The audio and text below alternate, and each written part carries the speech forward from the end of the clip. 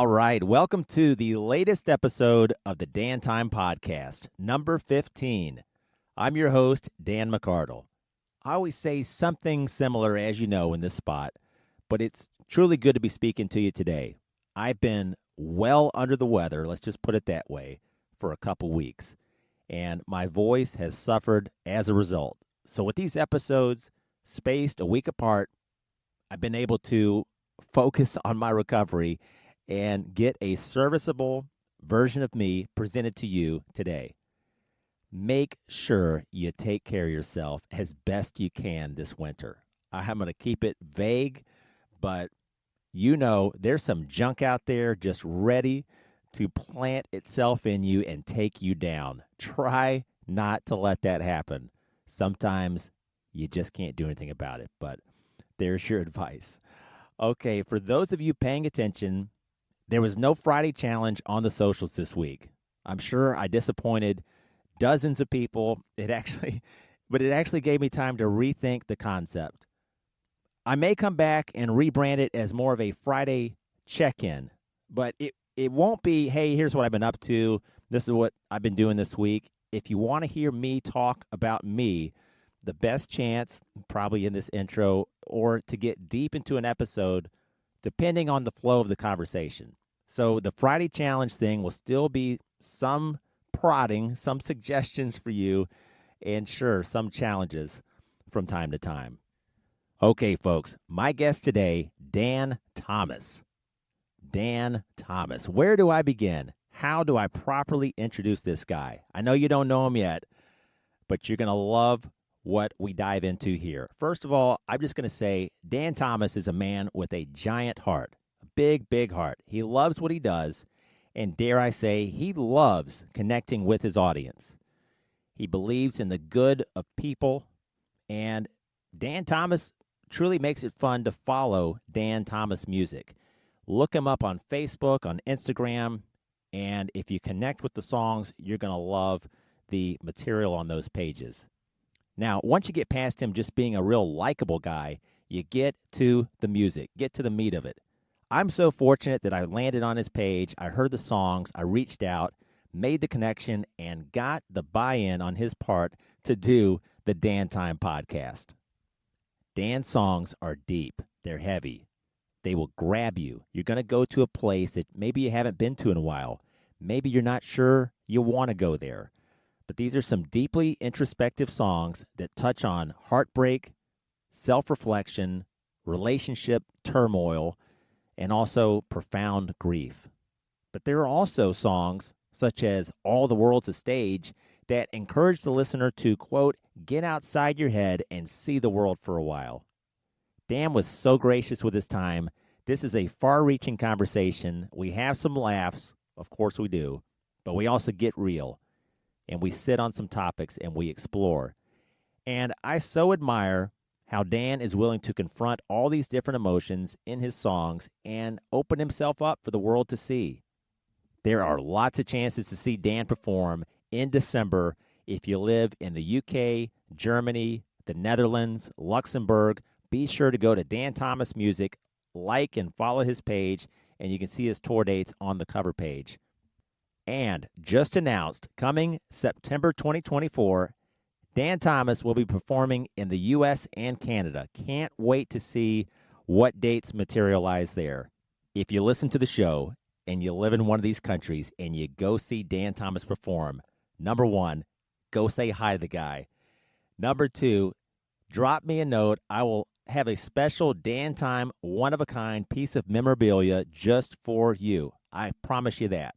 Okay, the social media pages at Dan Thomas Solo on Instagram, Dan Thomas Music on YouTube, DanThomasSolo.com is the website, and Dan Thomas Music on Facebook. There is a video component to this episode. Now, it won't be released at the same time as you're hearing the audio version, but stay tuned as I will be uploading the unedited video version to YouTube. Gets a little wacky. That's all I'll say. Just some unexpected diversions on my part. That's all I'll say. But stay tuned for the video companion piece. All right, without further ado, let's get right to it. Folks, it is Dan Thomas time. Dan, I feel like I've known you for at least a couple years, just our preliminary conversation here. I'm having a ball just chatting you up right now. The folks at home or listening, wherever you're listening, if you're going for a jog, if you're in your car, Dan Thomas, where do I begin here? Dan, you asked me, and I would have been curious as well when we were confirming our time schedules. Hey, Dan, oh, by the way, where did you discover me? And I said, well, I ran a Google search on Dan and musician or Dan songwriter, and I landed on your website, and I was a couple tracks in, and I thought, I've got to at least reach out to this guy. Because, again, some people assume that I just contact anybody, and that's not true. If I see a story there or I see something original that I just think would be a great guest and someone that would be very appealing and inspirational to my listeners, I at least take a shot. So, Dan, just thank you for making time for the podcast today. Thank you for that very flattering introduction.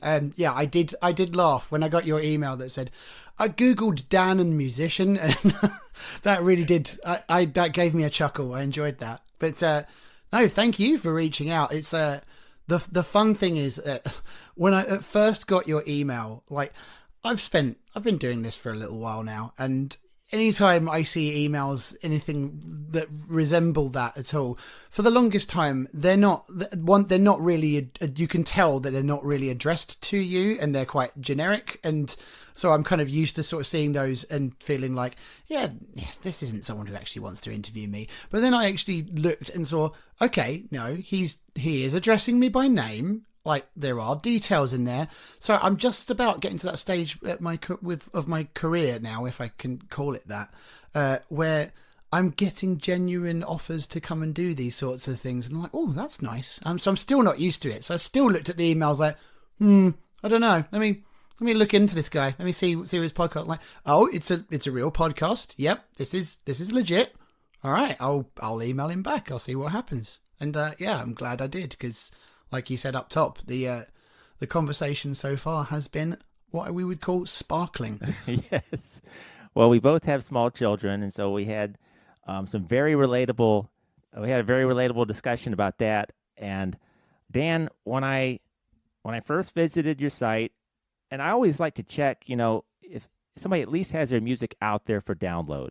That's important too, because I want to be able to promote it. So you can find Dan Thomas on Spotify, Apple Music, wherever you find, on any streaming platform.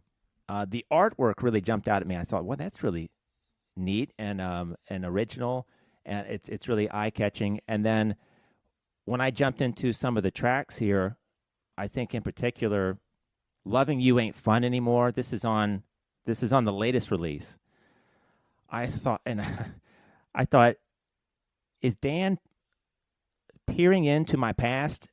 It feels like he's describing a relationship to the T. And then I got to "Ghost in the Mirror." I mean, that one really hit me deep. And I feel like there's something for everyone here, Dan. What I like about your music is it's introspective, but you go to places that some songwriters don't quite go. They don't quite go that far. And these are subjects that are near and dear to people. They are deep in their minds, deep in their conscience, and it may be some things they don't want to think about anymore. But I think it's healthy to address some of this stuff. And without me rambling too much more, take me through your songwriting and how some of these songs like these come out. "Loving You Ain't Fun Anymore," "The Darkness in Me." I watched that video. It took me back to that time period and the isolation, which I think is still relevant to some people today. Just take me through some of your creative process. Wow, I don't know. For those of you who are watching the video version of this, you can see there's a small white door behind me. And after that very glowing set of reviews from the wonderful Mr. McCardle here, I don't know if I'll be able to get my head through that door anymore. So thank you very much for all of that. Writing process. It's like, with me, the key thing for me is to find out a hook, like a melodic hook with the vocal. When I'm sitting down to write, it varies, but the general trend has been that I will have a guitar in hand and I'll play around trying to find a chord sequence that I like, just to see if I feel like that there's something I can work with. And then once I've got that, I'll just like hum or just make like phonetic noises just to see if I can find a tune that I like. But once I've found that melodic hook, like a good example was in the song Holding On To You, when I kind of came up with that, and I'm holding on to you, that melody, I was like, oh, okay, yep, that's something. It's not there yet, but that's an idea that's worth chasing. And then once I've got that, that's when you kind of develop, for me, you develop what the melody's going to be, and then you write the lyrics, and then you kind of massage the two together to see how it works. Sometimes the lyrics end up influencing the way that the melody goes, like it changes it a little bit. And then sometimes the lyrics just, I spend time just going, no, the melody has to be that. The lyrics have to fit here. So it's a case of trying to chop things and get syllables out in places, and then eventually it feels right. Sometimes it's a really quick thing, and sometimes it takes absolutely forever. And sometimes there are songs that have been in the works for years and they still haven't found their final format. The interesting that you mentioned, Ghost in the Mirror, that started life as a rock song. That was very kind of, that melody was very but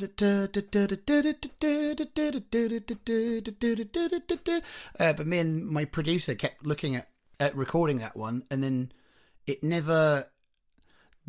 were never entirely happy with how it sounded. And then I started playing with, because I really love Fleetwood Mac, and I like the Lindsey Buckingham era Fleetwood Mac, because Lindsey Buckingham he's an incredible guitarist. Yes. And I wanted to. I really love the song Landslide that Stevie Nicks wrote with him playing guitar, and you've got that finger picking pattern. And up until that point, I still am to a degree. Like I've not been like a finger picky guitarist. I'm more like I'm a strummer with a plectrum. But I thought I really want to learn that song and play it properly. So there's a picking style called Travis picking. I think it's named after an old country guitarist named Merle Travis. Mel Travers, beg your pardon. And it involves like your thumb going between two bass strings, and then your index finger and your middle finger like picking two higher notes, which when you get it to speed gets with that. If you're familiar with the song Landslide, it goes to that do do do do do do do do do do do do do do. It's like that very kind of going between the notes in a really like beautiful wavy kind of sound. And I thought I really really really want to learn how to play that, and I finally managed to crack that. And then I sat down with Ghost in the Mirror and thought, I wonder what that sounds like with that kind of playing to it. And it just completely transformed how the song sounded. And I immediately called my producer and said, Martin, I've got something, we need to do this. You mentioned Fleetwood Mac and the timeless quality to their songs. Fleetwood Mac is not 70s music, it's not 80s music. Those songs, and I remember hearing The Dance for the first time, and they were not really on my wavelength at that time. I was listening to a lot harder and heavier music, but I was working in a record store, and I think that's around the time that it was released. And I just love, I play drums, so I just love Mick Fleetwood's sound on that album. It was so crisp, just so in the pocket. And The Dance is an incredible record. Christy McVie, and just the way they complement each other. And yeah, I don't want to say that Dan Thomas is a spitting image of Fleetwood Mac, but I see what you're saying there. When I listen to your tracks, going back to that timeless quality, Dan Thomas's songs, they don't sound like songs from the 2020s or the early 2000s or the 90s. They just kind of have a quality to them that 10, 15, 20 years from now or longer, they'll still be very appealing. You also seem to harness this energy into your songs where they could be blown up in an arena. Like you could play some of these tracks on a grander scale and it might work. I think All the World's a Stage, the chorus in that song is just a booming chorus. And yeah, I could see where some of this stuff, you almost have some freedom there where you can take it to an intimate audience, or you could take it to tens of thousands of people and reinterpret it. Do you go for Man. that, or does it just come out that way? It's like, yeah, it's not, it's definitely not something. I mean, thank you once again for that beautiful compliment. It's not something that I think, I never think about it in terms of like where these songs are going to be played. I'm just like, it's in terms of where it all comes from. I mean, I don't want to get too artistic about it all, but it's like there's that whole idea of like no one ever really knows where it comes from, and like a lot of us in the artist community often feel like it's like we're channeling something, like just it's almost like you black out and then you come to and go, oh, there's this thing, there's this piece of art, and who knows, it's kind of like, it's ephemeral, isn't it? It just kind of comes out of the ether. But it's usually I find that there's something on my mind, and then I'll find a mood and kind of go, right, okay, there's a mood to this. What am I thinking about? What's been bothering me that fits with that? Or I also have a bunch of notes, on my phone that where I've just like written down little ideas. Maybe it's a little lyric or two. Maybe it's literally nothing but here's an idea for a song, something about this. Write it when you get the chance. And I'll flick through and find something. Go, oh yeah, that'll fit quite well with this, and it comes out that way. It's never been a case of like, oh, does this sound? Is this something that could be replicated in like an arena or anything? 'Cause I have never dared to dream yet that my music would be played in arenas. At the moment, I've been playing in the corner of pubs and bars or any it's like small grassroots music venues that are generous enough to have me play. I don't have any kind of like grand. I have no delusions of grandeur about what I do and what I write. I mean, but all of that stuff would be absolutely lovely, and I would never deny that. But yeah, it's yeah. So I guess, like I say, I guess the short answer to that is no. I don't ever think about how they would sound in an arena setting, but I might start to now. Well, there's just I feel like there's a real authenticity to these songs, and there's also some female vocals, and I was going to ask about that. Who is the backing singer on some of those tracks? Like I think it's The Ghost of Me and Loving You Ain't Fun Anymore, and maybe a couple others.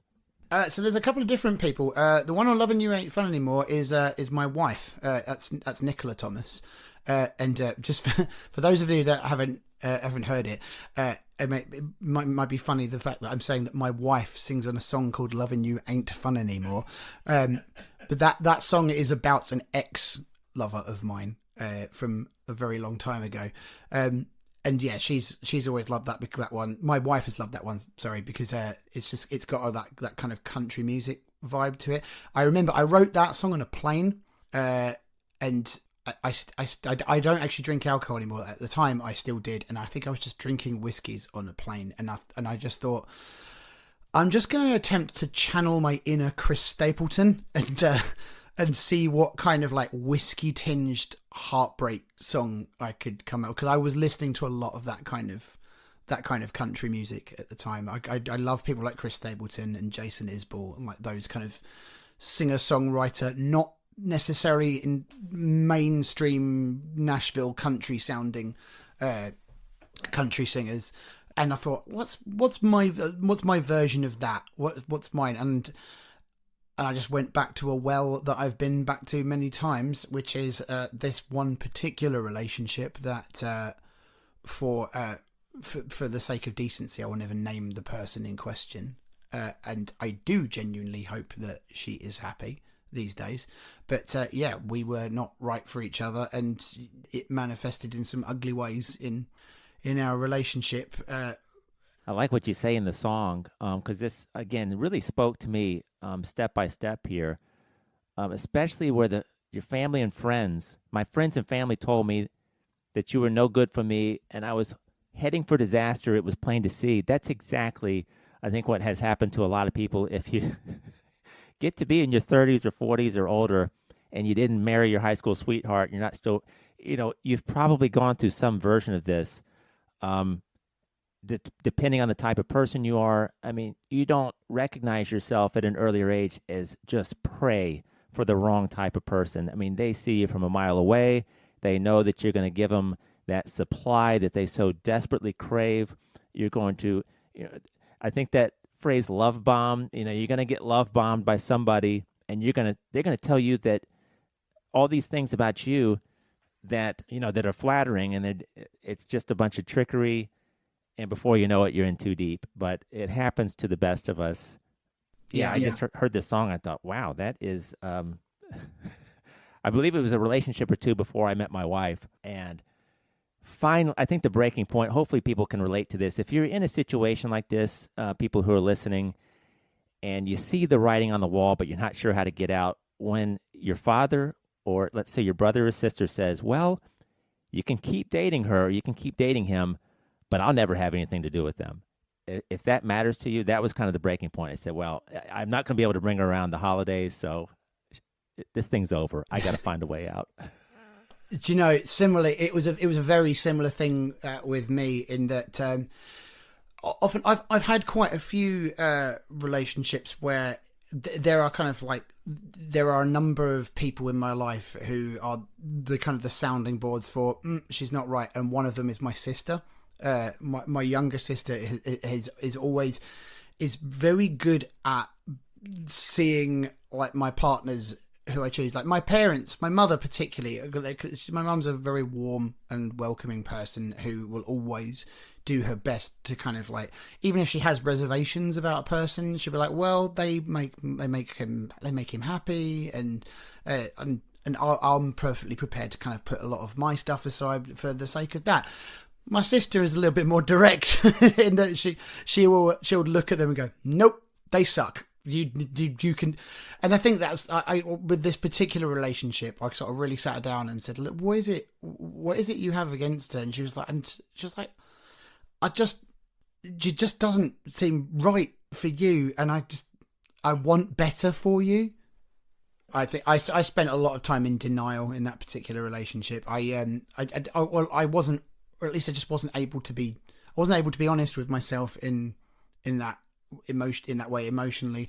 But I remember, just to cap off the thing about my sister, I remember scaring the absolute bejesus out of my my now wife by foolishly telling her, like, before she met my sister, like, oh yeah, like it's kind of really important, like get on my sister. My sister usually hates all my girlfriends. I can't looking back now in my late 30s, I'm like, I can't believe I said that to someone who I'd just started dating. So, oh, by the way, you have to really get on with my sister, otherwise she'll hate you, and because she always hates my girlfriends. And yeah, there's a lot of, at this point in my life, there's a lot of me looking back on myself and going, God, that was dumb. That was idiotic. But yeah, there was a lot of stuff in that relationship where I wasn't able to be completely honest with myself. And interestingly, at this point in my life, I'm also able to look back now, a while after I've written that song, and kind of, I'm much more able to recognise the ways in which I got it wrong as well. And that, I mean, not to excuse some of the behaviour that this person indulged in, but how I kind of like didn't help myself, and like my own shortcomings that allowed that person to manipulate me more than they possibly would have been able to had I had a bit more of my own emotional wherewithal. Again, it doesn't excuse any of the stuff that they did or said or made me feel, but it's just I definitely didn't help myself either.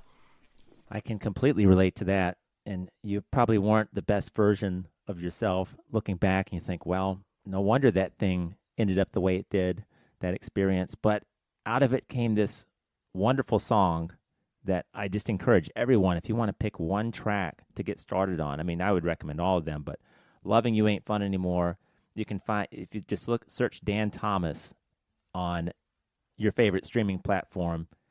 Another song, and I know you're also working on some new material, but The Darkness in Me, the video, I know it does kind of specifically speak to that COVID period. And I know in the UK, things were very restrictive. We had over here in the States, some things loosened up a little bit sooner, I think, than overseas. But the video captures it well, where you're walking around these empty streets that used to just be buzzing with excitement and people and good energy, and there's just nothing there. And you're looking up at the lights and maybe some of the residential buildings, and that's where everyone is held captive, basically. And what a, I guess it was a sorrowful time for a lot of people. When you're out there performing now, coming out of the pandemic, where it's hard to believe it's been 3 or 4 years, but are people in the pubs and in the bars over there, are they loosening up? Is everyone just happy are they resuming what they used to do? Or are there some people that are a little tight, I guess? Or how is it over there? It's it's mostly, I think, it's mostly back to normal. In this, I think I said I've said in a previous interview recently, is that sometimes I think it's almost like it's gone too back to normal, in the sense that we're in danger of like kind of forgetting a lot of the lessons that I feel like we were learning during COVID, and particularly with regards to what are the jobs that are important to like keep society going, and who the real kind of heroes of society are, and where we should kind of focus our attention and our efforts. Like, we had a big thing about clapping for the NHS over here. Like for your American listeners, on a Thursday evening at 8 p.m. During that first lockdown, it started spontaneously. People would get outside at 8 p.m. and just across the nation, and we just applaud for like a minute, 2 minutes, and it would be applauding for all of the emergency services workers in our National Health Service, and it became like a weekly thing where we would go out and like just kind of show appreciation for that. And now we're at the point where a lot of the service is in a very dire strait and in a lot of crisis, and the government kind of aren't giving them the funds that they need to do things, so all the nurses are kind of going out on strike and everything like that, and all the papers are going back to their usual shtick of down with the strikes and everything else. And it's like, weren't we like clapping for these guys like a couple of years ago? And it's things like that just make me think, okay, so none of that, we're just gonna forget all of that stuff happened. But sorry, I went off on a bit of a tangent there. But the emotion, like you said, where the emotion just, it dies down, you think, weren't we just all unified here and all on the same page, and now it's as if it didn't happen? Yeah, there was definitely like, I'd say between like that March and maybe June, end of May, June, there was a real feeling of solidarity here, to me at least. It just felt like, for just that brief moment, it felt like the whole country and the whole world was kind of like, okay, this is serious. We really are all in this together, because this virus does not respect age, race, creed, sex, political affiliation, or anything. It has an equal opportunity to kill all of you. And so that was kind of a real unifying factor. And then there were a bunch of like internal political things going on in this country, and then of course things going on across the pond in the United States, because obviously George Floyd kind of came within that first lockdown period for us, and then it just kind of reignited those sorts of things, reignited a lot of divisions again, and it was like, oh, okay, cool, yeah, we're back to kind of shouting at each other on the internet again. It's like, that was fun while it lasted. But it was at that time that I wrote that song, it was it was like a month into the pandemic when I wrote that. It was there's a place in Hertford where I lived at the time, Hertford in Hertfordshire, called the place called 4th Street, which is where all of the bars and night club establishments are in that town.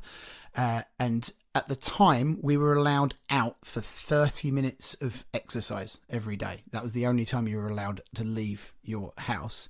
And because my daughter was only a year and a half old at that point and in need of a lot of care at home, I took a lot of my exercise at night when both she and my wife were asleep. So I wandered into town, and it was the Thursday before Easter, which in the UK we have like a 4-day bank holiday weekend. So like we get off work on the Thursday, and then we don't come back until the Tuesday. So we get Friday, Saturday, Sunday, Monday as like a 4-day weekend.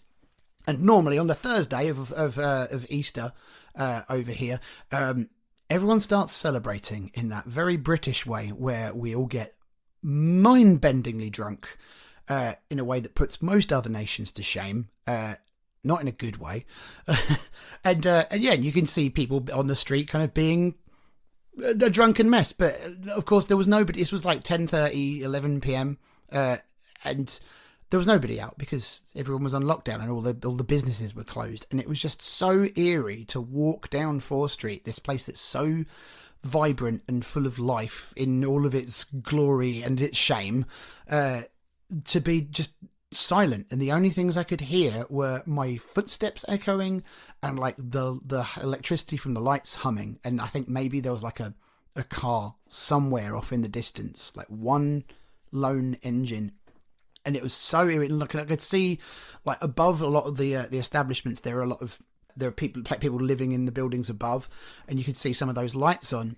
And that's when I say in the song, like, signs of life high above, where it's like you can see all of these people who are locked in their homes. That, okay, well, life is still here, but it's like it can't get out, it can't do anything. And I just remember writing on my phone this stream of consciousness stuff, like all these notes, because I was thinking, there is absolutely a song to be mined out of this somewhere. I would be insane if I didn't try and do something. So I went and wrote it all down, and then I came back, and then I just massaged all of the best bits into something, and then that became that song. It's that music video as well. That is 4th Street that we filmed that on. And the next line I wrote it down here: trapped inside till only God knows when. People forget that if you were under certain restrictions in certain countries, you also had that, I guess, existential anxiety of how long are we going to live like this? Is this going to be another month? Is this going to be another year? You really didn't know. I think that may have impacted. Will it ever go back to where it was? That was the other question. It's like, sometimes it was less a question of when will this end? It was a question of, will this end? Right. Like when wasn't it like it was a guarantee at any point. It was, especially in the music industry, because we're one of the first industries to close down, and the music industry in the UK, I don't know what it's like in the States. I imagine not too dissimilar, but it's still recovering. There have been some lasting impacts from COVID, that even though we've been out of major restrictions now for at least 18 months, it's not bounced back in the same way. The audiences haven't come back in the numbers that they were in the first place, because some people, like the psychological damage, especially if they were more vulnerable, it's like it's done. It's been broken now. So yeah, so for some people, they are still kind of those people who are trapped inside till only God knows when. Oh, I think people really missed going to a live music venue during that time period. And I think back to 2017, 18, 19, and some of the performers that I'd see on the marquee at our local concert hall. And then it hit such a lull, even when the restrictions were lifted. Even now, things are happening at this particular club, but it's like I don't see that it's not as many acts as you would think, or national acts that we used to get. I imagine it'll come back, and then depending on where you live, maybe it's not as depleted, I guess. Yeah, I mean, it's definitely not bounced back fully over here. I mean, if nothing else, a lot of the acts just couldn't sustain themselves whilst we were in all the major restrictions. So a lot of them just have kind of have hung up their spurs and have quit doing it now, which is, oh man, that's heartbreaking. You think of all the music that you're not going to get now because of things like that. People But make some difficult choices, I guess. If they had a day job, maybe some folks don't imagine that most musicians probably have some other career that they've got to sink into to pay the bills. And I guess there are some people that made those tough calls of, wow, I just got to put this on the shelf for a few years, maybe not forever, but I'm just not going to be pursuing this so many hours a week. I just can't, Sure. Yeah. I mean, yeah. I mean, this isn't my full-time job either. I never thought I'd be in a position to say this, but I was very lucky that I had a day job that was not affected by COVID. I can't remember what kind of what sorts of protections and like emergency packages and things that were put together in the States at the time. But we had a furlough scheme in the UK where if the companies kind of furloughed all their employees, the government was paying like up to 80% of their wages throughout a set length of the pandemic, which obviously ran up quite a large bill in the end.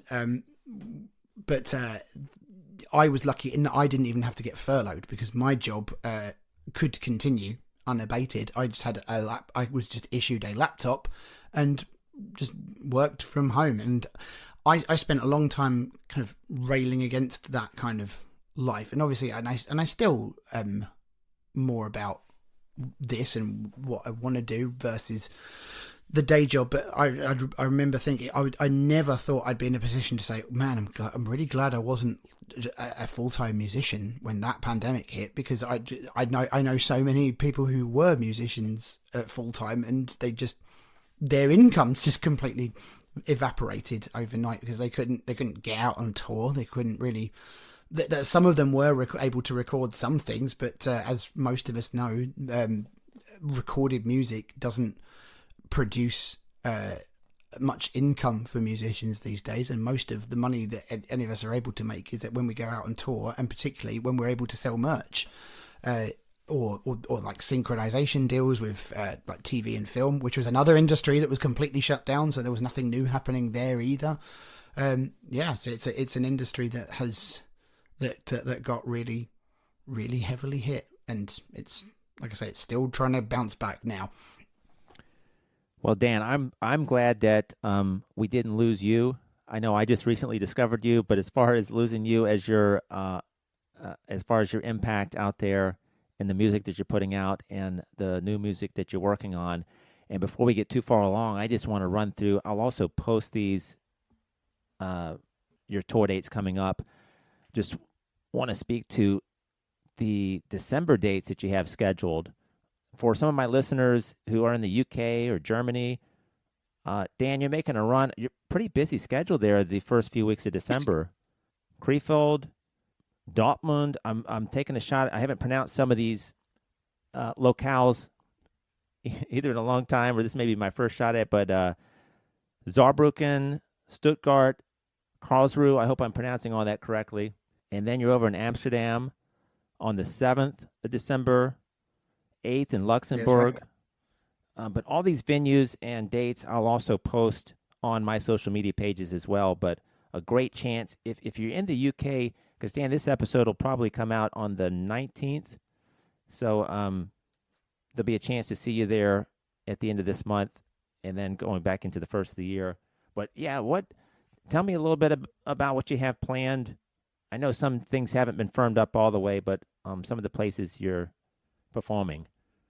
Yeah, so we got there's a list of dates on my on my my social media that shows how busy I am for the rest of the year. And only when I put that poster out, I realized, wow, I really am quite busy this year. That's crazy. So I've got where are we at the moment? It's the 5th today. So yeah, we've got I'm doing a short run in Yorkshire, in Leicestershire, not Leicestershire, Lincolnshire next weekend. So I'm going to be like in Hull and Leeds and Scunthorpe. What did I miss? York. That's the other one on that little mini tour. Yeah, so I've got a little run there, and then there's going to be a run a lot around like the Birmingham, Doncaster area, and then into, like you say, in December we're going out to Germany and the Netherlands and to Luxembourg. Then I've got a couple of smaller shows back here over in the UK. One's going to be for Christmas Eve, which is a very local show to me in a place called Clifton, which is like Bedfordshire way. It's quite a small village, but there's a pub called the Admiral on Christmas Eve. If you're in the Bedfordshire area, please come and check it out. It's going to be fun.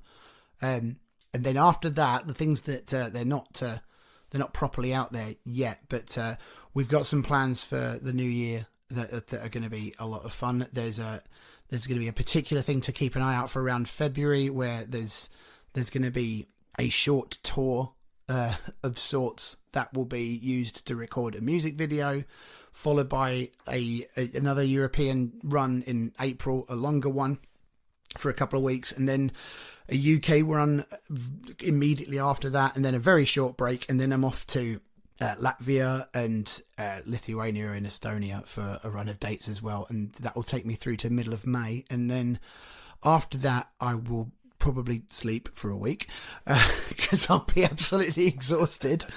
But yeah, there's going to be a lot more. There's a lot of live performances planned and in the planning stages for next year that will run up into what I hope will be like a November-ish release for the new record that I'm currently working on. Oh, excellent. Dan, I wanted to ask, and I also don't want to get too far ahead without putting in a plug for your friend Martin Colton's podcast. I so enjoyed listening to this episode that you guys recorded, the BTS Creative Academy podcast. Please download and subscribe to Martin's podcast anywhere that you listen to podcasts. I guess if you're listening to this one, just run a search on that. BTS Creative Academy. One thing, I didn't get to the entire episode, but Dan, you were starting to talk about when people who you don't know come up and give you some feedback on the songs that they heard that night or what have you, that it's really cool to hear. I think for all of us, it's always nice to hear somebody's opinion who's not your friend or your cousin or your brother. What is it like or do you have people approach you after a set who say kind of the same things like, what was that song you played, The Darkness in Me? Or what was that, Loving You Ain't Fun Anymore? That really spoke to me. Do you have people who come up afterwards and tell you what something meant to you, or meant to them, I'm sorry?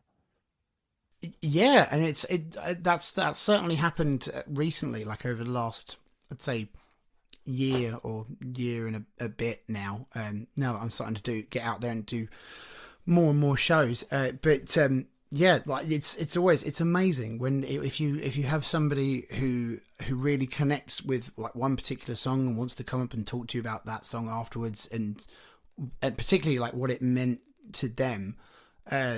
It's incredible. Like one of my favorite ones is that. So I have a song that it's out. It is out. There's a version of it that's out on the streaming platforms already. It is getting redone as part of the new record that's coming out. It's a song called "The Hole You Leave Behind," which trigger warning for those of you who may be affected. It is a song about miscarriage. Me and my wife attempted to start a family, and before we had our beautiful baby girl, we tried once before, and 7 weeks into the pregnancy, sadly we lost that child, and that was it was a devastating week for us. That where we both then just spent the rest of the week off work. Both of our bosses I phoned my boss and my wife's boss the next day after we found out, and told them the situation, and they were both great. They both immediately said, oh, don't come into work. We'd just please be at home and stay with each other and just take care of each other. So yeah, we spent that week kind of at home, just grieving and holding each other and crying a lot of the time. And we also it was a strange week. We had a lot of fun together and kind of grew really close. And sometimes we were laughing, and then like minutes later we'd be sad again and crying. And I did the only thing that I know how to do in terms of processing emotions is I thought I need to write a song about this. So I sat down and wrote about the story of what happened, and it's obviously it's a very sensitive subject. So it's the song that people talk to me about the most.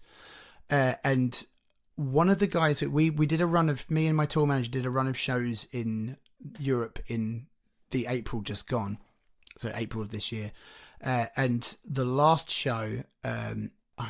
It was in a place called Stolberg, and the guy who put the show on for us, his 70-year-old dad was in the audience. So they're two local German guys, and I performed that song, and the guy who was running it, Rob, came to me in the break, and he wanted to talk to me about that song, and he said to me that song helped me have a conversation with my 70-year-old father in the audience about my sister who died before I was born.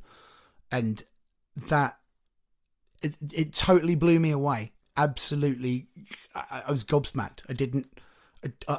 It's like one of the heaviest things that a stranger has ever said to me. And I just felt like kind of honored and like flattered that I was a part of helping them have a conversation that could only really bring them like closer together, to have this talk about this family member of theirs who was gone way too soon and who Rob never got to meet. So I just said I'm so glad I could facilitate that conversation for you. And like moments like that as an artist, it's like that's brilliant. That's amazing for me. It's like just to know that this piece of art that I made that came from such an awful place, like, has helped to like heal people. And that's, I don't want to, maybe that sounds a little bit too grandiose, but like just to give them that kind of, just to help them like process the things and feel a bit more okay and a little bit less alone, then that's job done. That's fine by me. That song really, my wife and I haven't experienced that, thank God. But when I first heard the song, and if you haven't heard it yet, don't want to give too much away, but it does kind of start off maybe like a love song. And, I think it's the third or fourth verse, and it just hits you. And you almost have to go back, which I had to do, and go back 15, 30 seconds and make sure that I heard the lyrics correctly. And it's one of the most powerful tracks I've heard, because again, that goes back to what I said at the top of the episode.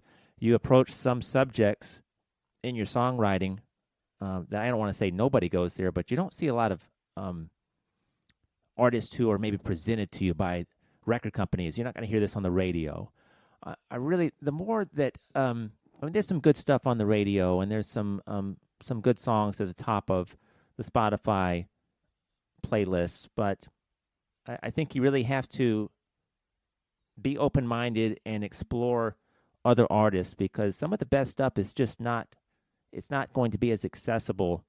And the country music radio, there's some very good songwriting out there. A lot of your top artists are performing songs that are written by other people, but the emotional tracks, I think they just scratch the surface sometimes. And sure. But that track in particular, I think that it's powerful, and it may, like you said, actually have a healing power for those who have gone through it, or opens a conversation, like you said. Yeah, I'm glad you picked up, by the way, how it's not obvious what it's about, and it's 'cause I very deliberately wrote it that way, that the first two verses make it sound like it could easily be like a romance that went wrong, and that it's a love that's gone away, and then the third verse is very direct with, nope, this is what this is actually about. And And I appreciate that somebody's kind of picked up on that, because for the most part, everyone's always said to me, because I used to be quite coy with what it's about until it got to that point. But it meant that people were either not listening when I played it, or they kind of said that they knew what it was all about. So now I'm very upfront when I start playing it. I like to tell the stories of the songs before I go into them on stage now, which means that I spend, for some people's taste, probably a little bit too much time on stage talking. There are definitely some people who make that opinion known. But there are also a lot of people, the people who kind of get it and like what I do. A lot of people, they say, I love the way you tell the stories. I love knowing more about what you're singing about.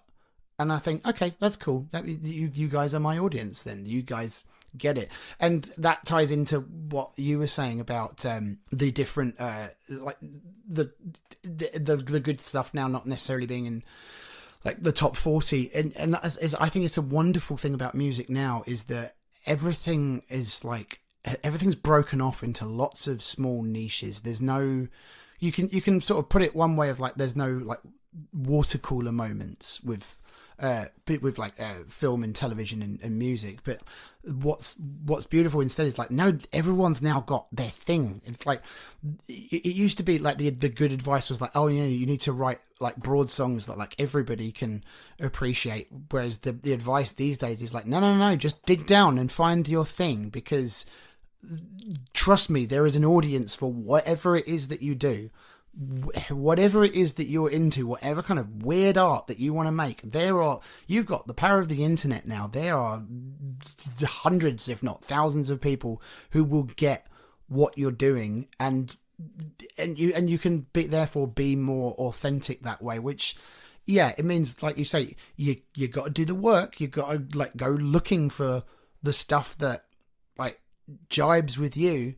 But once you find it, it's magic. Like, some of my absolute favorite artists in the whole world have a very small but very, very like passionate and motivated fan base they're passionate and motivated enough to give them the career that they need in order to keep going. But they've got these wonderful levels of fame where they're to their fans, to that little small community who know who they are and get what they're doing.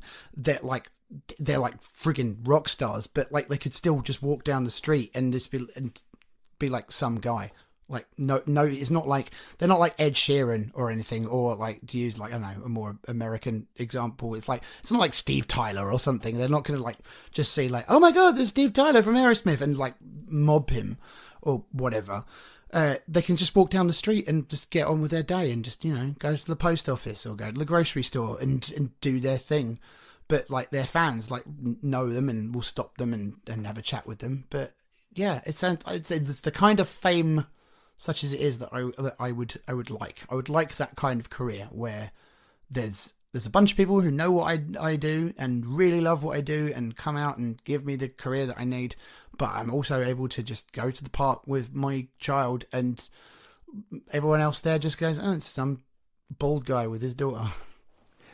You said something on Martin's podcast that I thought was so relatable and so refreshing to hear. And again, I want people to listen to this Martin's episode.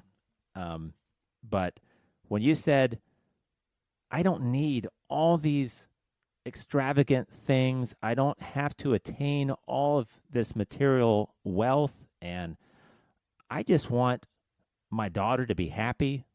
I just want to have a happy, fulfilled life, and you probably get more out of touching other people with your music and getting, like you said, that feedback and creating something that resonates with somebody on a deep level. That's probably more fulfilling than the guy that's sitting on a mountain of money. Because I've certainly met some old, wealthy folks, and not all of them look like something's lacking, but I would say a good number of them who I've met in my career, you think, well, geez, why are they not happier?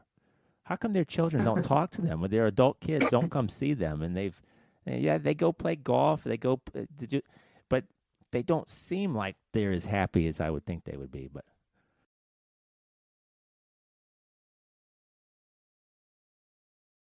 There's something behind the eyes, isn't there? It's just there's a sparkle that's maybe not there.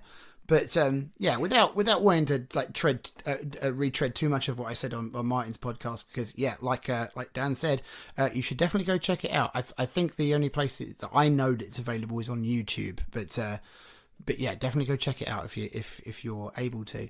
But it's what I say on that podcast is like it is that some people are motivated by those kind of more material things, and that is absolutely fine. It is not for me to say that you should not be motivated by those things, but what it comes down to is that you have to work out what makes you happy and pursue that. And if that's those material things, that's fine. That's not a problem, as long as you're not hurting anybody else in order to do it. But yeah, I just the more I kind of engaged with the world, the more I realised that paradigm of success, of like the money, the car, the house, and like all those material things. I was born in the 80s, and like growing up. I mean, I didn't grow up under Margaret Thatcher, but like her legacy kind of definitely. Like Reagan in your country, it kind of affected the discourse in that way. But yeah, the more I grew up, like the more I question, like, yeah, I don't think that's me. It doesn't it certainly didn't motivate me. Like it definitely wasn't something that made me get out of bed. It was just kind of like, yeah, okay, I guess. And then I sort of realized that there are other ways to measure success, and it was all about like what worked personally for you. And yeah, for me, it's me and my wife are a lot more about experiences rather than things. Don't get me wrong, we have a pretty comfortable existence. We're quite sort of happily middle class, and I will never pretend that we're like, oh, we're poor and we're happy. But yeah, we're reasonably comfortable, but it's like it's not, our lives aren't defined by that, and it's more about like pursuing the things, that the experiences and the fulfillment that will make us happy. For my wife, she's starting out in self-employment as an ADHD coach. For me, it's my music, and then for both of us, between us, it's raising our daughter into like this kind person, this wonderfully kind and wonderfully funny person that she is, because those are the things that both of us value, is kindness and humor. And yeah, it's about finding your own path and finding what success means to you. that's beautifully spoken. It's not judging other people for what they're seeking, because some people, everyone is different. Everyone's wired differently. But I relate to what you're saying. I like to, if my children are happy, and I know that you have a background in theater and acting. Again, Martin went over some of this stuff as well, but my oldest son, Warren, he had his first summer camp this year, and I thought about maybe a traditional camp, but then I stopped myself and said, wait a second, he's always reciting things. Whether it's a movie he's been watching, or when he comes home from school and recites a whole lesson plan. And so we enrolled him in a theater camp, and he so enjoyed it. And I think that's, I would recommend any of my listeners that have children, nobody's more in tune than you are to their tendencies and their quirks and their interests. You know, if you see something there, put them in a position where they might really thrive, and so we put him in this theater camp, and I wish we could have him doing something all throughout the year. We just don't have the budget for it right now, but certainly we'll do another camp, because he loves that sort of thing. And I know with your daughter too, does she enjoy what you did growing up? Yeah, I mean, she currently goes to there's something on a Saturday morning called Stagecoach over here, where it's like it's like an hour and a half, and it's like they do like dance and singing and and performance and everything like that. And yeah, she really loves it. We always hoped that she would enjoy any kind of, being theatrical, because me and my wife were both theatre kids, like growing up, and up until like fairly recently we were both still doing what we would call AmDram in this country, amateur dramatics, like community theatre, I guess you guys would call it there. So we always thought, well, it's obviously what makes us happy is that she finds the things that make her happy.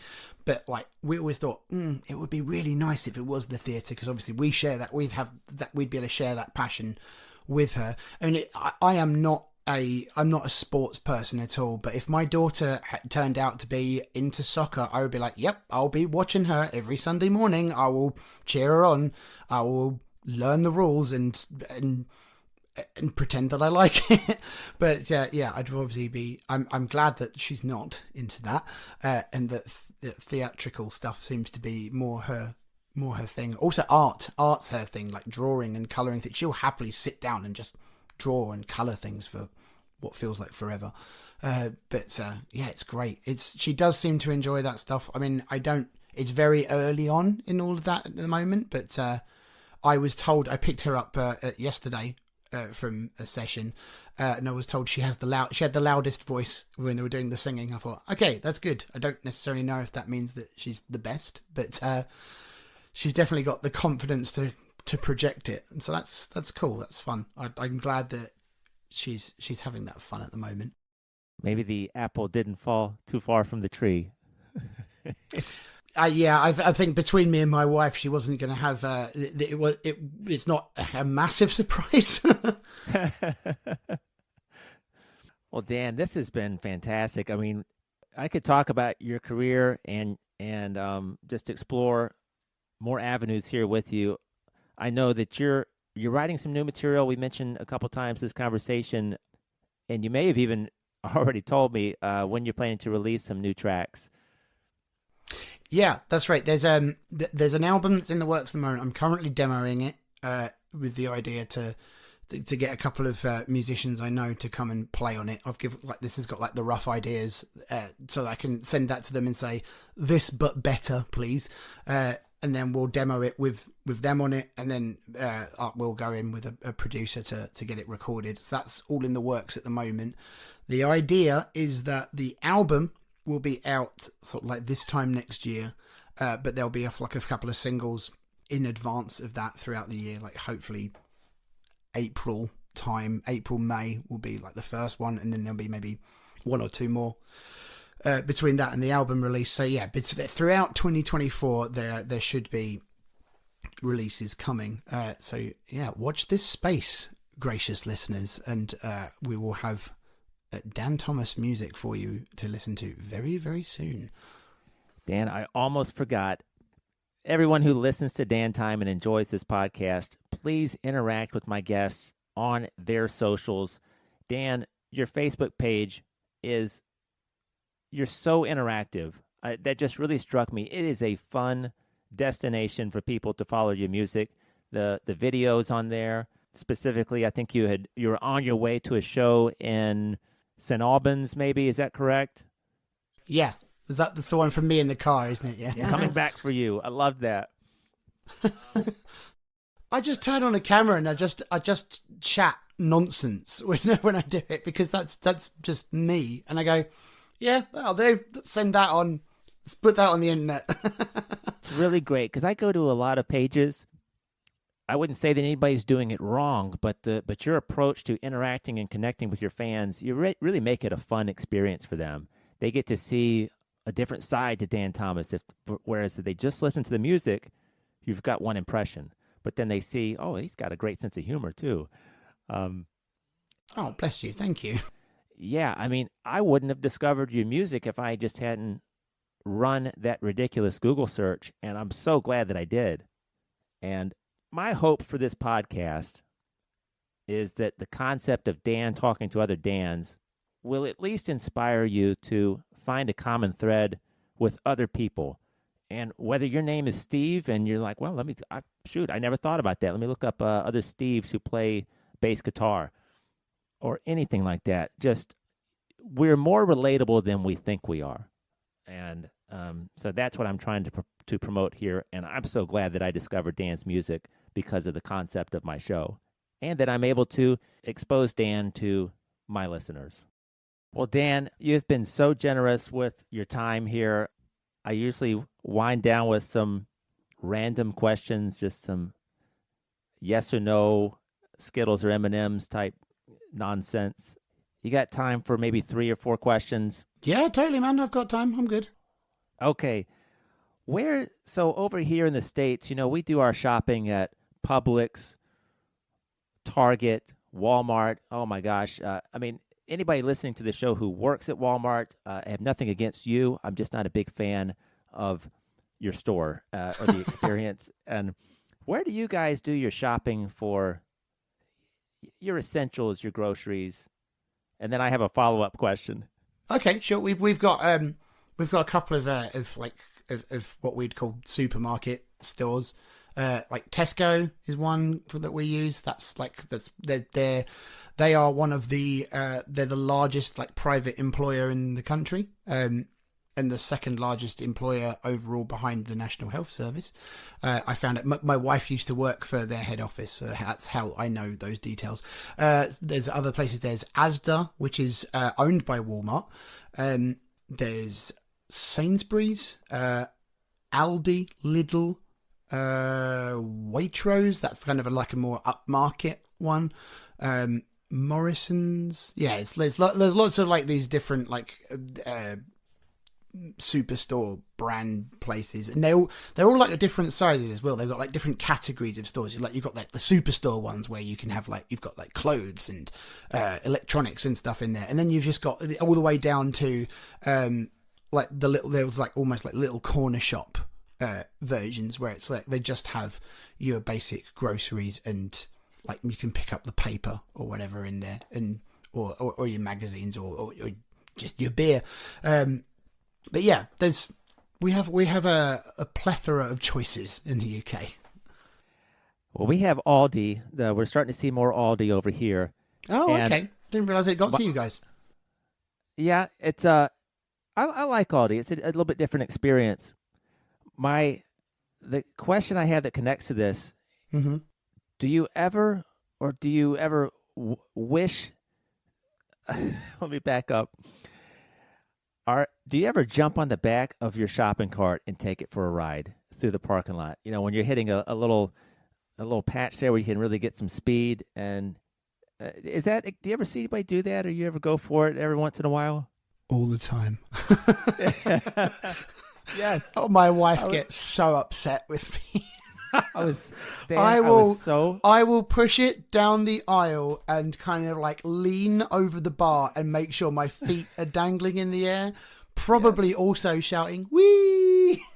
I think that's the bit that upsets my wife. But I was thinking about that all day, and I was thinking, I hope Dan says yes. Oh God, yes, absolutely. I am 37, but that does not mean I'm a grown up. Do you have the accelerator hand dryer in restrooms?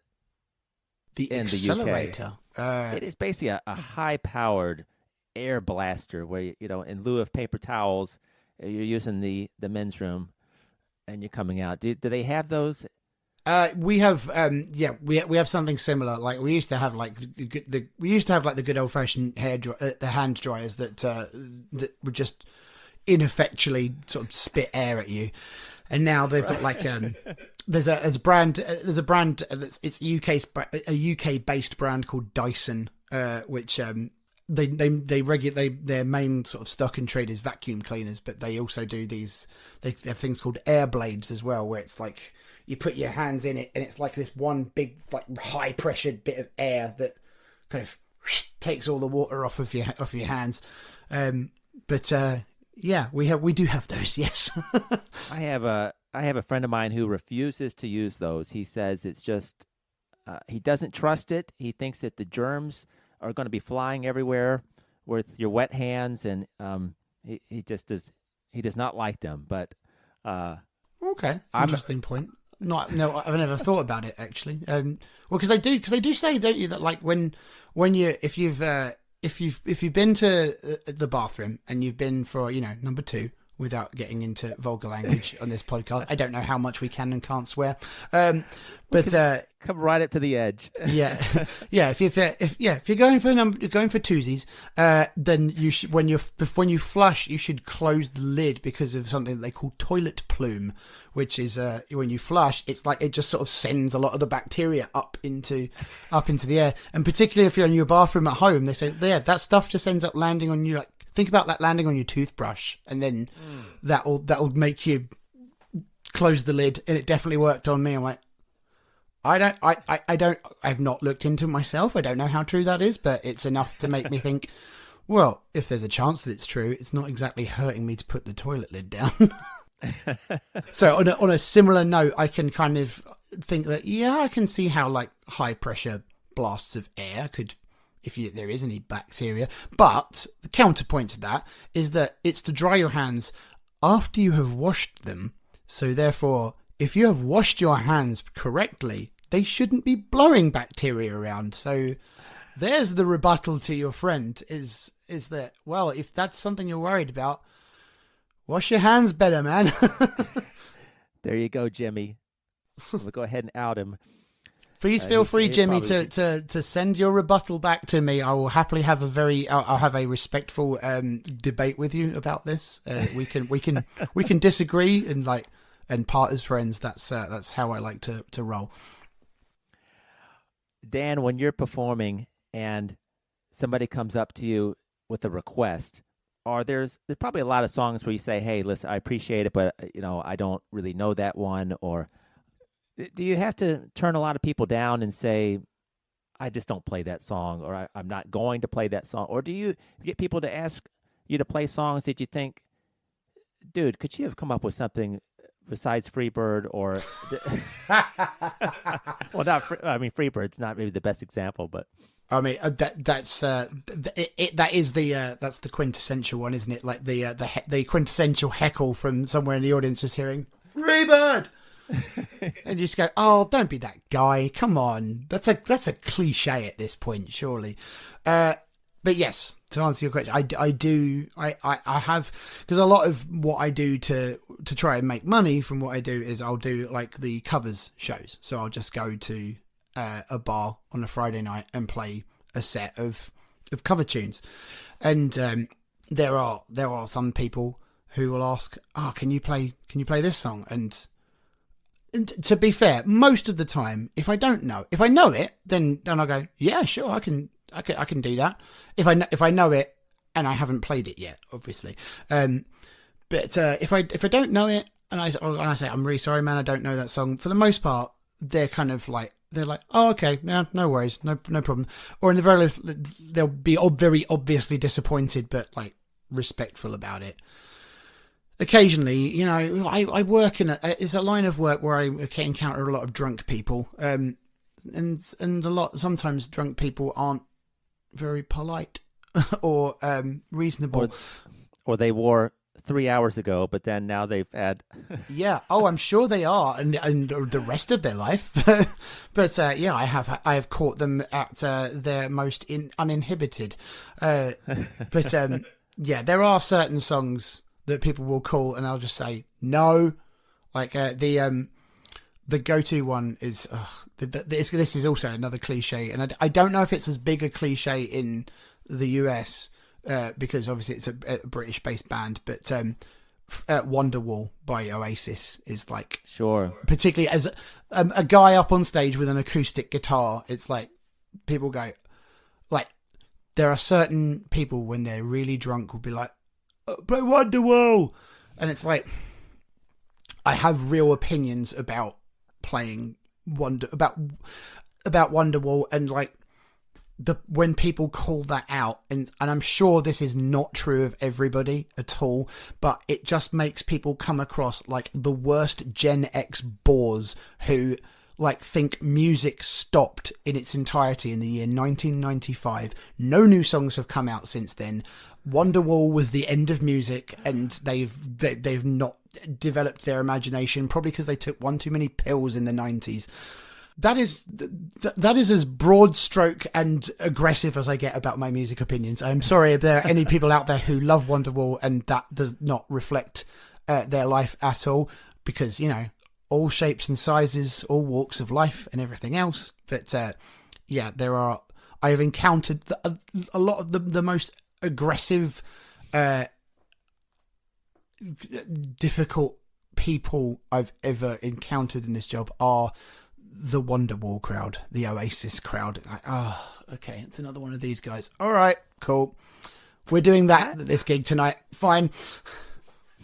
I could see that.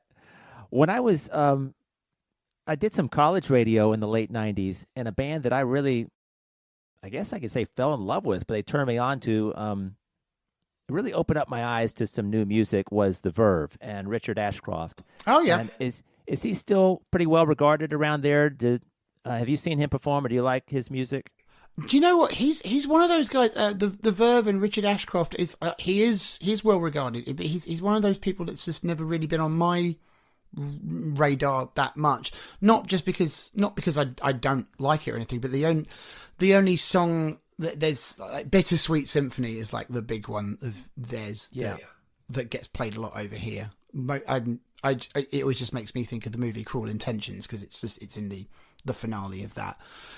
But then there's the song that the drugs don't work, which I know I've heard, but for the life of me, I can't even remember how it goes right now. And so it's just like, they're just a blind spot in my musical education, because I think we've all got that with certain bits of pop culture. It's like, for example, for a very long time I hadn't seen the movie Schindler's List, and people said to me, "You've never seen Schindler's List?" And I'm like, "No, I just haven't got round to it." And then one day I did, and I'm glad I did, because it's a great piece of art. But it was just one of those things of, I hadn't got round to it. My wife, when we met, she'd never seen any of the Toy Story films, and she was 30 when we'd met, and we kind of that generation. Like, how have you gone through life with that? There was a bunch of Disney movies that she'd not seen, because she's a little bit older than me, so there are a couple that from like that Disney Renaissance period, like around like the Lion King and everything, that she'd missed those. So yeah, I guess so. The point I'm making is, Richard Ashcroft and the Verve are just a one of those for me. It's just like we've just not crossed paths properly. You know, if you have missed a lot of those children's movies growing up, you get a chance to catch up on them if you have a child. If you have a child and you have a pandemic going on and a Disney Plus subscription. Dan, speaking of well, let's just say, what's your favorite, or one of your favorite albums to listen to front to back? Something that maybe you've liked ever since you were 19, 20, 25. Is there a band or an album? I know you mentioned Fleetwood Mac. Is there? Rumours by Fleetwood Mac is a timeless classic that I got into when they were a blind spot for me for a while as well. I got into Fleetwood Mac when I was 22, and I was getting my first tattoo done at my university friend's flat. He had a friend who came by who was a tattoo artist, and so she was in town, so she was doing sort of like cheaper tattoos for his friends.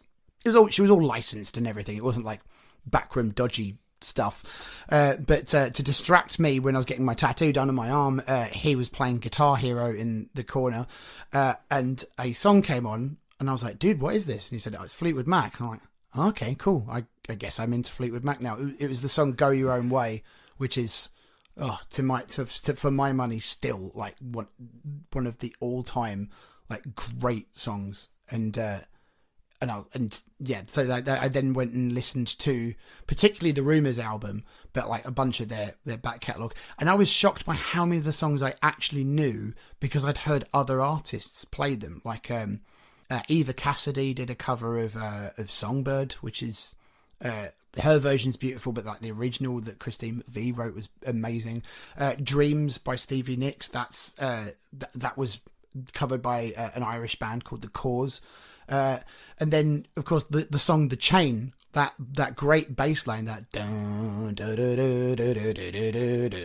that was the theme tune for Formula One racing in the UK. So like that's all of that. Whenever that like Grand was it Formula One or Grand Prix? But yeah, like there was like a car racing thing where like that the theme tune for it in the UK was that section of the chain. So like listening to the record, I'm like, oh my god, I know this. Oh my god, I know this. And it's like we were saying earlier on about some of those songs. It's like like you said, they're not 70s songs. They're songs for all time. You can listen to that album at any time, and I'm pretty sure that in 1,000 years from now, if human society hasn't completely collapsed, there will be people picking up Rumours and go, oh my god, man, this is so relevant to today, even though this came out over a millennia ago. So yeah, I guess Rumours is one. I was going to just say it's incredible that Fleetwood Mac was bound to implode or disband. You just think about the huge personalities in that band and the potential clashes that ended up happening. But the fact that they were able to keep that unit together to create those songs before they had to go their separate ways for a couple decades, it's just, it's wonderful that. Yeah, I mean, Rumours especially, it's like it's an even more remarkable achievement that it's considering what the state of just the absolute dire state of their personal relationships at the time. Like John McVie and Christine McVie were getting a divorce during they broke up and got divorced whilst they were making that album. Stevie Nicks and Lindsey Buckingham broke up during that album. Mick Fleetwood was going for a divorce with his wife whilst they were making that album. And it's like the fact that they didn't just all scream F you and leave is cause for like, it's like that's impressive enough. But then not only did they stay and they finish an album, the album that they made is an absolute timeless classic that, like I said, is still, you listen to it now and it's like, it sounds just as powerful as it did in 1977 when it came out. It's just remarkable. Like again, you said they obviously went their separate ways before coming back, and then they've gone and done it again because Lindsey Buckingham has gone from the band now, and sadly Christine McVie's no longer with us, so I'll never get to see that era lineup of Fleetwood Mac, and that's something I'm very, very bitter about. But yeah, like who knows? Maybe those guys are kind of destined to come together and break apart until they all, like Christine McVie's done, until they all start shuffling off this mortal coil. And one track there, I was looking at the dance, and I was trying to remember this song that I love so much, I'm So Afraid. Oh. It's the fifth one right after they perform Rhiannon. Mm-hmm. Dan, I think that, and I got to go back and listen to it, see how much orchestration's going on, but just hearing that song in my mind, I feel like that's, if I saw you perform live and I wanted to throw a real wild card out there, I'd say, hey, Dan, could you play I'm So Afraid? I think you might be able to do it. Might be able to do it justice. That's one, thank you for the compliment. Two, challenge accepted. I'm going to go and have a look and see if there's a version of that I can put together. That's a great cut. That's a great choice. The vocals, especially, Lindsey Buckingham's vocal. I think he's lead vocals on that song. He is, yeah. You should hear, if you've not heard it, you should hear the album version, which is on the album that came before Rumours, which is like their second self-titled, because there's a self-titled one from back in the 60s when they were a British like blues band, and then the Lindsey Buckingham Stevie Nicks era was kicked off by a second self-titled one, and I'm So Afraid is on that. It sounds largely the same, but there's lots of like dual guitars and things on the original, and the key's a little bit higher, so it's an interesting listen to hear the dance versus that one. But yeah, if you've not heard it, check that out. Okay, well, is there any other bands or podcasts that you listen to, something that you'd like to promote? Things I'd like to promote. Oh God, in terms of podcasts and stuff, nothing that's jumping out at me at the moment. I mean, Frank Turner is an artist that's very dear to my heart. He's an English singer-songwriter. I take a lot of my cues from him. He's like 9 albums into his career. He's about to have his 10th one now. Very excited for that album to come out. But he's any album of his most recent one is an album called FTHC, which is short for Frank Turner Hardcore, which is like a t-shirt design that he had for a while. That album is outstanding start to finish. His very first album, Sleep is for the Weak, but week is spelled WEEK, like as in you can sleep in the weekday. Love, Iron Song, the album that came after. Frank Turner's back catalogue, everybody. Just go and check all of that out. He's a difficult man to pin down in terms of which one is best. He takes a lot of his cues from people like Bruce Springsteen, so like that sort of gives you the idea. Like if you had like Bruce Springsteen with a very decidedly English voice, then yeah, you're getting closer to what he's all about. Have you heard the band The Bug Club? The Bug Club? No. Like bug as in like insect. Yeah, I believe it's The Bug Club. My friend Tom Quee from the Alpha Metallica podcast, he turned me on to them. And I know they perform in the UK. They may be based there as well. Yeah, The Bug Club. All right, I'm going to write that one down. I'm going to give that a Google in a bit. I don't even know how to describe the genre, but Out in the Streets is a single. Yeah, that's one I would throw out there, and I'm just wondering maybe if some of my other listeners in the UK have heard of this band as well. But he threw it out there. I checked him out. I really like it. It was way off my radar. I've got the Bug Club. There's some songs. It's Art, Marriage, Yesterday's Paper. Is that we're looking at the same band? There'd be Pure Particles. That's one of their albums. There it is. Yeah, Marriage is a single. Green Day in F sharp. That's a curious title. I would say some of their subject matter, the lyrical content is often irreverent.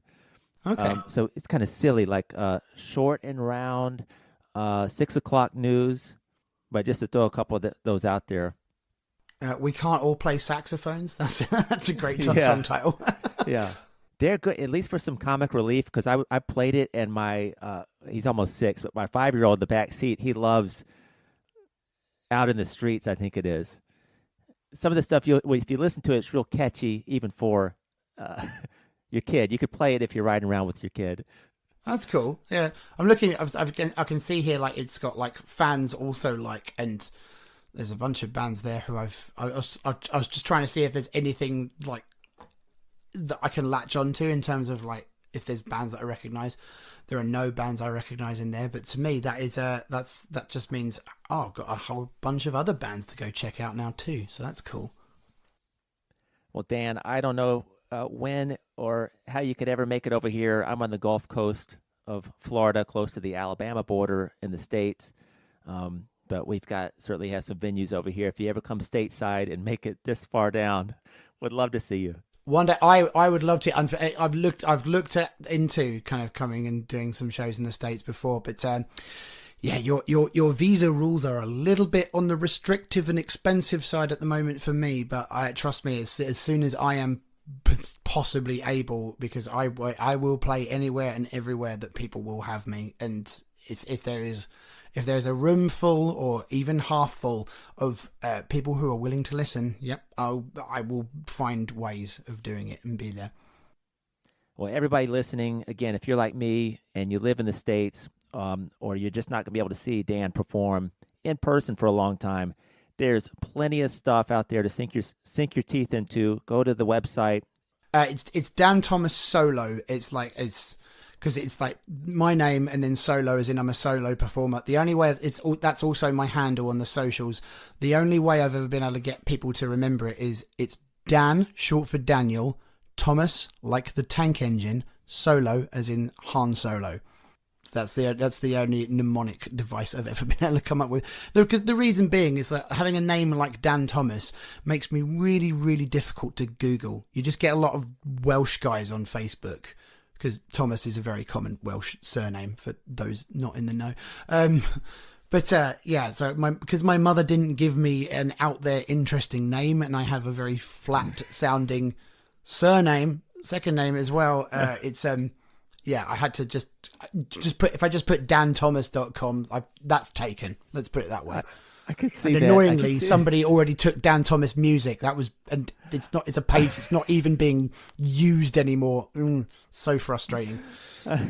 But yes, danthomassolo.com. DANTHOMASSOLO.com. Well, folks, find him on Facebook, on all the socials. Check out the videos, the Darkness in Me video, Crawling on the Floor, Holding On to You. I think you're going to find something that will appeal to you. Dan, I hope I didn't take up too much of your time. I have just had a ball. Not at all. I've genuinely had a blast talking to you, and this has been a lot of fun. So thank you for having me on, and thank you, listeners at home, for checking out Dan's podcast and listening to me chat rubbish for way too long. No, you're just fine, Dan. Okay, everybody. Well, that's it for this episode of Dan Time. And remember, find a common thread with folks. Get out there when you see people who are a little closed off. Sometimes you might read people wrong. They might seem arrogant or off-putting. They may just be trying to get comfortable again, and they're trying, or they may have just lost a loved one. You never really know what's going on with people. So, yeah, try to find a common thread. Get out there. Have some fun with yourself. I always come back to that theme. Get on the back of a buggy, a shopping cart. At this part of the show, Dan, at the end, I always ramble, and I never quite know how I'm going to land it. But no, that's great. So much. I was going to add to that in all of that. In the spirit of what you were saying, is there's a great line in the show Ted Lasso where he says, "Be curious, not judgmental." That's perfect. Be curious, not judgmental. It's yeah, like you say, you don't always know what's going on with people, and yeah, just approach everything with curiosity and empathy, and you will go far. It's not something that we're always able to do. God knows I struggle with it sometimes and fall short, but I always try and make it right when I realize that I've got it wrong. And if you've got an idea, Dan will tell you, get it down on paper. If you've been sitting on this for a while, if the pandemic took the wind out of your sail, maybe right now is not exactly the right time, but keep that. You got that idea. Don't forget to write it out. If you've got that guitar that's been sitting there, pick it up, start writing. But Dan, this has been perfect. I would love to have you back on. If we could do another episode next year sometime. Absolutely. Yeah, you name the time and the place, man, and I'll move some things around and I'll make it happen. Okay, Dan. Have a great night, and folks, be good, and I'll see you next Sunday on the Dan Time Podcast.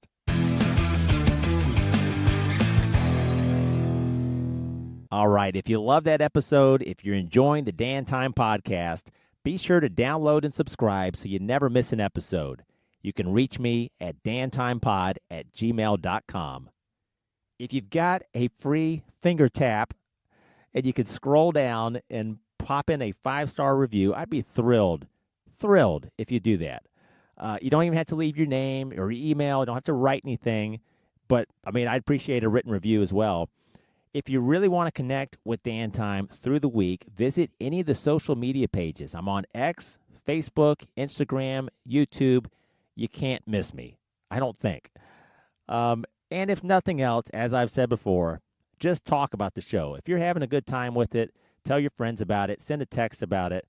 I appreciate you as a listener. Hope you have a great week. I'll see you next Sunday.